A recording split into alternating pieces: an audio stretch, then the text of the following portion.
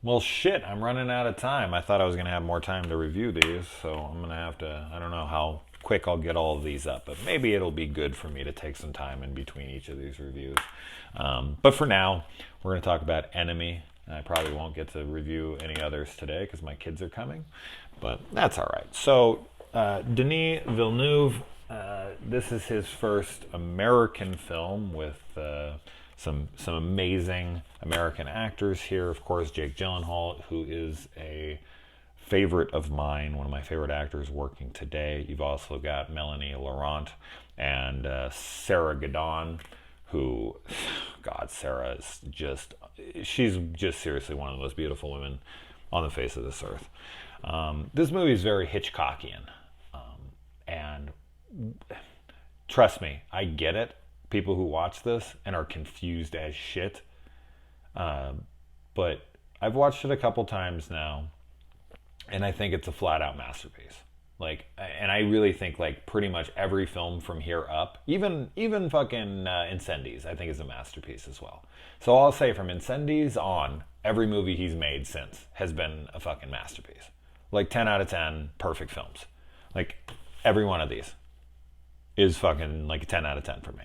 I mean, they're all just absolutely incredible. What is my favorite? I honestly don't know.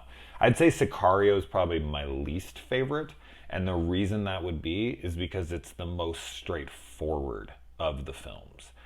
Like, the rest of these pose these extremely existential questions, especially Arrival. I think I would pick Arrival as the film that I enjoy the most because of the questions it asks me. And we'll get into that. Aesthetically and just kind of as a visual art medium, Blade Runner 2049 is probably his best film. As a well, Prisoners is pretty straightforward too, but there's a lot of symbolism in Prisoners as well. I don't know. They're all fucking phenomenal. They're all perfect. They're all perfect exactly in the genres in which they reside in. You know? Like, Enemy is kind of the art house film, and then Prisoners is the detective missing persons thriller. Arrival is his alien film. I don't want to say too much about it because I don't want to get into spoilers, because this is only going to be spoilers for Enemy. Sicario is his drug cartel movie, and then of course Blade Runner is his science fiction epic. So I mean, they're all just the genres in which they fall in are just incredible movies. Enemy. All right, so I think I understand Enemy pretty well. I mean, I don't feel like I'm confused really about anything at this point. Having watched it a few times now, I think I can safely say that the interpretation of the movie, I think there really is one answer. I'm not saying that you can't argue something else. You can. I just don't. I mean, I'll listen to it. Please leave your comments below and tell me that I'm wrong or that you think otherwise, and that's fine. I just have kind of seen it from every way that I can, and maybe I'm missing something, but I think that there is a pretty clear-cut thing going on here. This movie is all about fear of commitment. This is one guy whose mind has broken. He lives a double life, and he is terrified of having a family. He's terrified of being locked down. And the enemy is himself.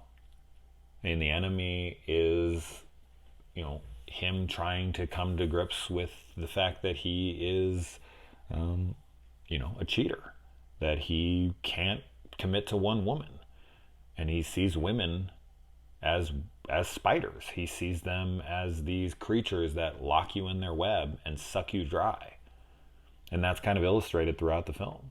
Because if you pay attention to the placement of the spiders within the film and how he sees them, it's very clear that women kind of control his life.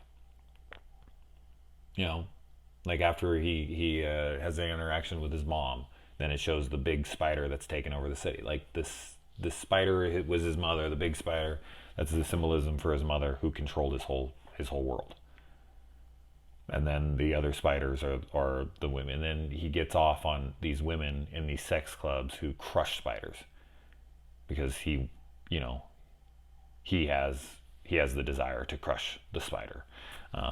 But yeah, his mind splits and he lives this double life. He has an apartment in the city where he goes and he fucks his mistress, and he has no recollection of either or. I mean, it's very clear that when she calls him, when she goes to his work, like it just so happens where he just so goes up beyond the wall that he answers the phone in that moment.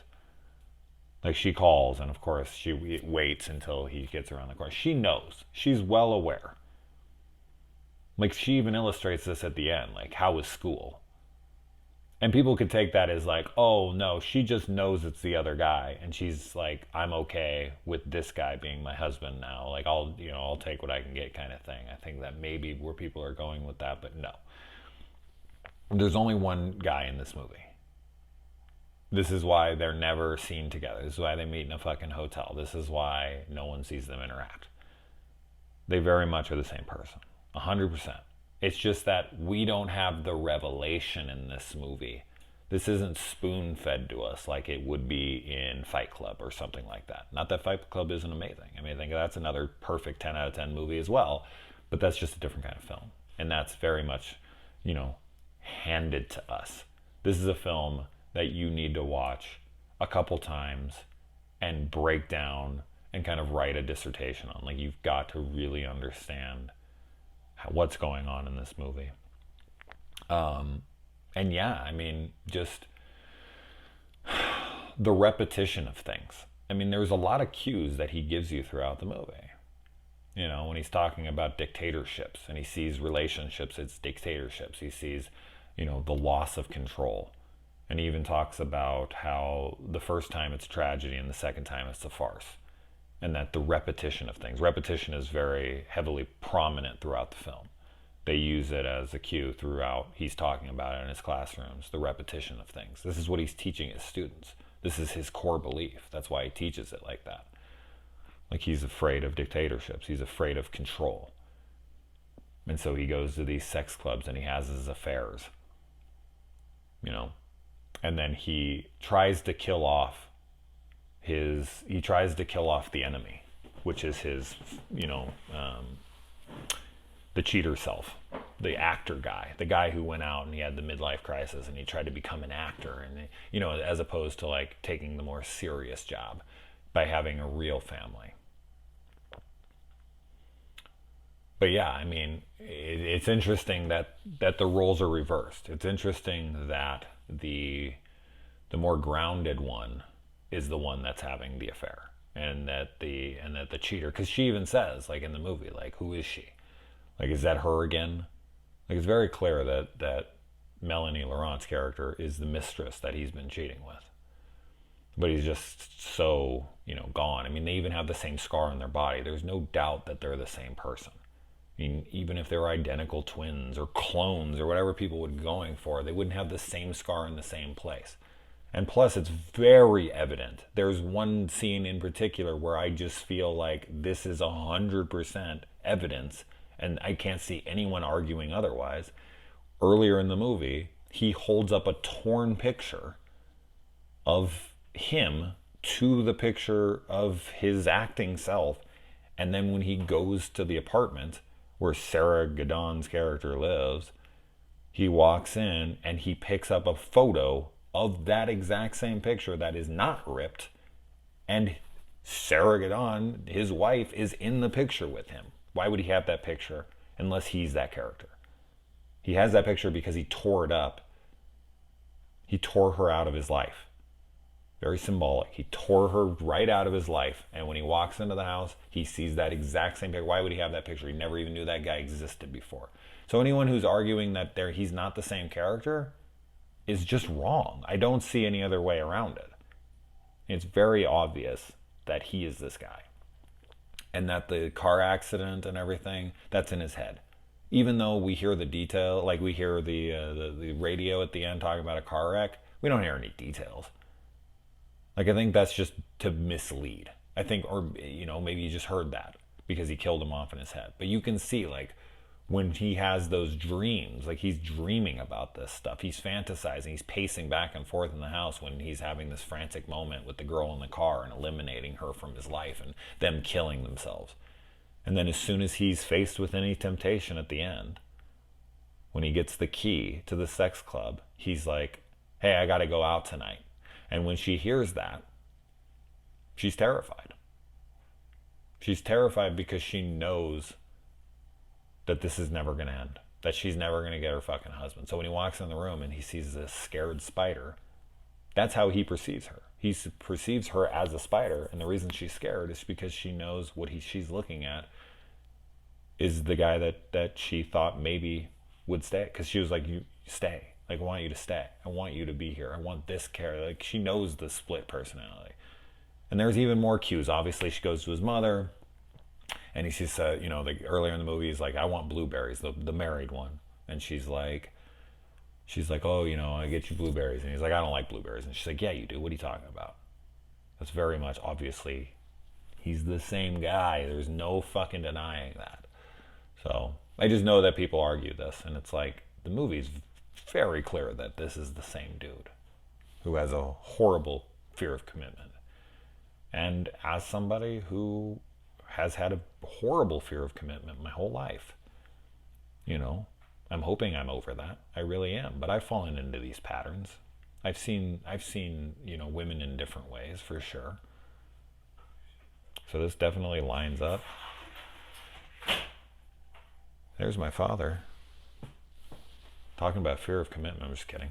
Actually, he's on his 4th marriage, so maybe he does have a fear of commitment. Somebody asked me to get my dad in on a review with me. I thought that was a pretty good idea. I'd love for him to sit down. It would be funny to hear his views and opinions on these kinds of things, especially on a movie like this, because he'd be so fucking lost. My dad does not like weird movies. He's like, what is that? What's this bullshit? He gets very, annoyed, especially with the ending of this movie, because I think this movie ends and people are like, what the fuck? And I think this is a very what the fuck kind of ending. But when you really go back and rewatch it and you pay attention to everything, and especially I think the reason that I might understand it a little bit better is because I relate. I understand these cues. I understand a guy who is torn, a guy who leads this double life of fear of commitment. Now, if I had a pregnant Sarah Gadon at home and she was just wonderful and trying to be with me and everything, I'd have no fear, honestly. My big fear of commitment is that I'm going to be with the wrong person. It's not that I'm going to be with any person. I'd have no problem being with somebody. I just have a problem with being with the wrong person, the person that I shouldn't be with, wasting my time with someone who doesn't love me, who isn't worth it. That's my big fear. I'm always afraid that there's something better out there. So I don't really have that fear of oh my god, I need to fuck everything that moved. I already fucked everything that moved.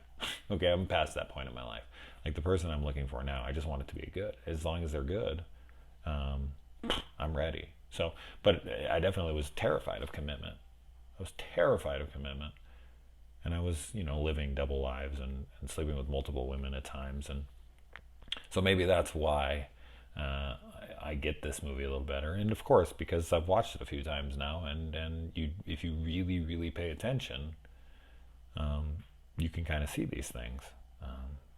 But anyway, yeah, the fact that he has the same exact voice, there's no denying. So what a fantastic film. What a way to portray it. Such an artsy way to portray it, to see the subconscious of these two characters.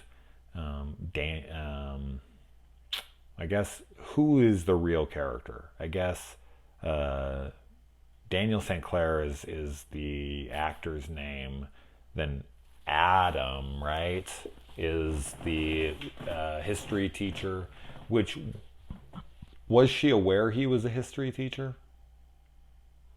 Did his mind break before, when she came to the school? Was she there just to be holy shit? Was he working a job behind her back and that's where she found? She knew it was him. I don't think there's ever a moment in this movie where she doesn't believe that's not her husband. Like, I think she's trying to illustrate to him, like, it looks just like you. They called, it sounds just like you. Like I think she's trying to ease him into it. Like she's trying not to break his mind. I think she's trying to be like, dude, it's you. Like, I know it's you. You know? Like, I don't see any argument. I'm not saying it's not possible, but I just don't see any argument that she doesn't think that it's him the whole time. And as I said, I think this is repetition. I don't think this is the first time this has happened. So I think she maybe has dealt with this before. And who knows, maybe becomes a different person every time. You know, maybe it's history teacher this one time and then he goes off and he takes on another thing. I don't know. But yeah, it's sad. I mean, it's really sad to see this beautiful, fucking beautiful woman who's at home waiting for him. And he, you know, he's terrified. And after he kind of wages this war with himself, eliminates that side of him at the first sign of temptation when he finds that key, he just falls right back into his pattern. It's sad, but what an amazing film. Fucking A, man. So there you go. Enemy. I wrote all of these notes and I didn't look at one of them. I wrote all these notes. What did I write all these notes for? I think I was just these notes that I was just writing down to confirm my belief. I put music is perfectly tense and minimal. Yeah, we should talk about that. The visuals in the movie, the way the movie's shot, all of that stuff is top notch, as with any of these movies there are. I can tell you that from personal experience, when he sees that video where it looks like him and he's freaking out, because in his mind, this isn't him. Like, he knows, like, he's thinking he's finding his doppelganger or his brother, something. And I've actually seen a video of my father cutting hair when he was my age. And we look exactly alike. Exactly alike. Exactly. And it tripped me the fuck out. Because when I was watching it, my mind couldn't, like, I had the answers. So I can only imagine how much worse it would be if I didn't have the answer. But when I was watching it, my brain kept kind of going into a state of anxiety because I kept being like, I don't remember doing this. I don't remember doing this. And it's like, that's not you. And then I would like watch it for like another few seconds and I'd be like, but I don't remember doing this. And be like, but that's not you. But it was so me. I mean, identical twin. It was fucking creepy. I should find that video and put it online for you guys to see so you can see how insane it is. I should do that. I'll look for it. But yeah, it's fucking nuts. Anyways, all right, guys.